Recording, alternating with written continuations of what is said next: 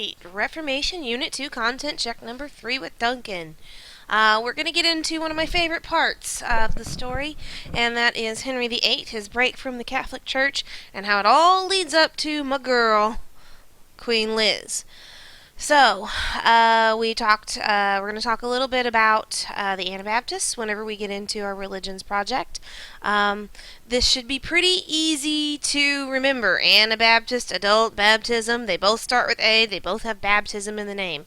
They're going to deny that childhood baptism is legitimate and that you should, as an adult, make that kind of a decision. We know that they love separation of church and state.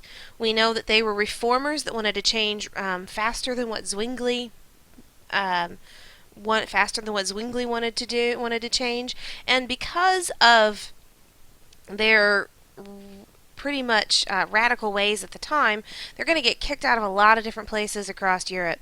The Calvinists are going to kick them out. The princes who are Lutheran in the Holy Roman Empire places, they're going to kick them out. Catholics, of course, don't want anything to do with them, so they're bebopping around until they finally settle down in Switzerland.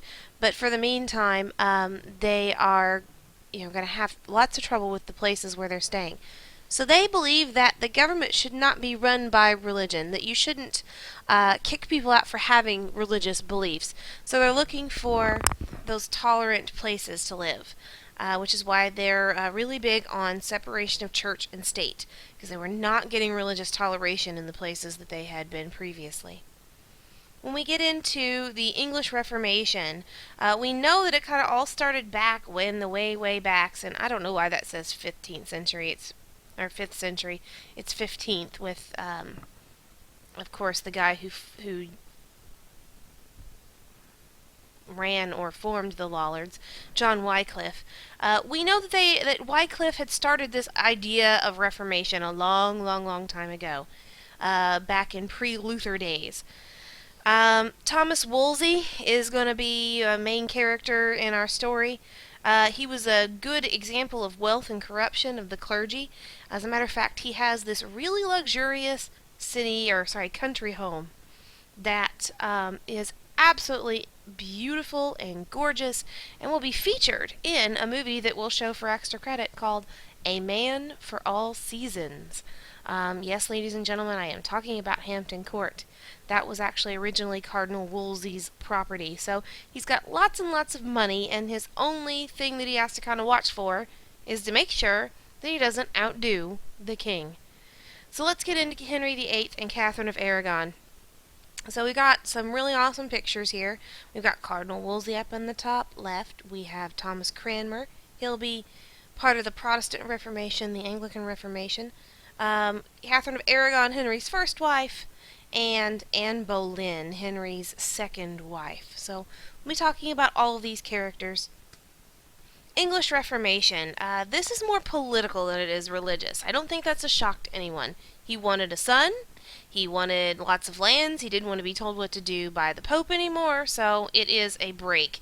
It's not necessarily that he is overcome with this desire to take on Protestant and Luther's views, although that's what he's going to use as his excuse. Don't get me wrong. But it is going to be about one thing and one thing only, and that is producing an heir, that is producing a son. And if his wives can't do that, he's going to have to figure out a way to get a divorce and go around it. So, this is a great slide to read. Take a second to press pause and kind of read it if you want a little bit of background on what's going on here. It goes into more detail. Hopefully you had stopped it and took a look at what was going on here. We're going to go into a lot more detail whenever we have our Henry Tudor Day and we talk about the Tudor dynasty. I don't know where we're at in the class right now. If we've had it, great, then you know all this. If we haven't, then it might be something that you want to look into, and it'll be a little bit of a foreshadowing thing for you. But essentially, Henry's trying to annul his marriage to Catherine of Aragon. He's got a new mistress, Anne Boleyn, and she's pregnant. He's hoping to have that son that he wants, and he's gotta act quick because the Pope's been telling him no. He will eventually go on to have a son. Of course, it's not going to be with Anne Boleyn, it'll be with yet another wife, but he does have a son. And this is where we get into the question from the study guide, the question that you might run into on the test. Henry's son Edward is going to make the Catholic Church more Protestant. Henry is going to make the Anglican Church. In the beginning, it is more or less just the Catholic Church with him in charge. Yes, you've got the Low Church where the peasants read the Bible and kind of look at things and have more of a Lutheran type church service, but the people who really matter, quote unquote, air quotes, the people who really matter, the upper class, the ones that Henry needs to keep happy, and himself, they're all still having more or less Catholic Mass. So when Edward comes along, he's going to kind of erase some of that Catholicism out of the Anglican Church. But he doesn't last very long. He's a sick old kid. He dies by 15 or 16. And so Mary, Queen Mary, comes along, Bloody Mary. She's going to restore the ties to the papacy.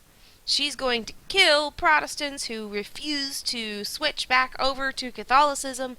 So again, we're getting into that swinging pendulum or ping pong table kind of religious swings that I talked about in class.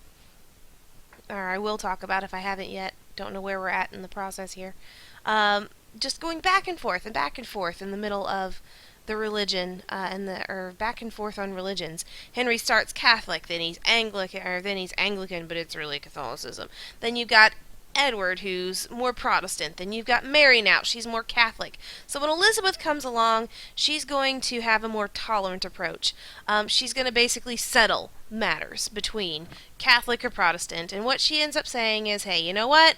Whatever you've got, whatever you do in your private home is what you do. As long as you recognize that I'm your queen, we're not going to have any problems.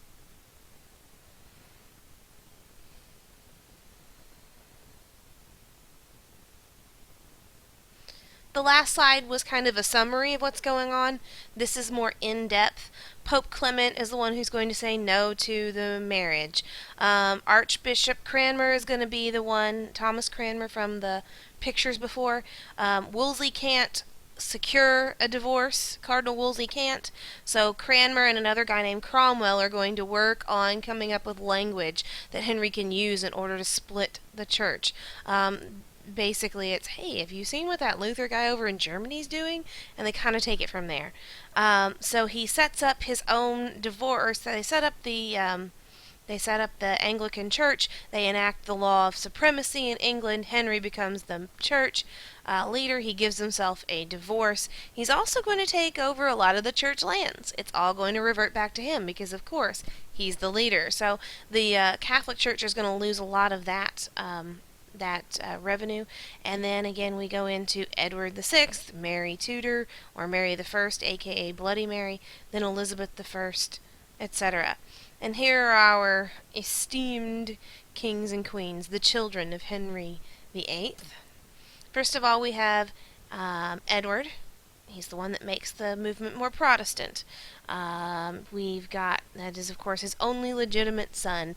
He will have other sons, at least one other son, Henry Fitzpatrick, that's not technically an heir because he wasn't legitimate.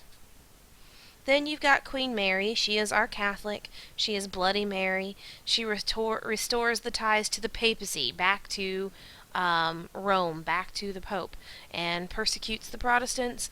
Then you've got Elizabeth, the one who takes on the more moderate approach.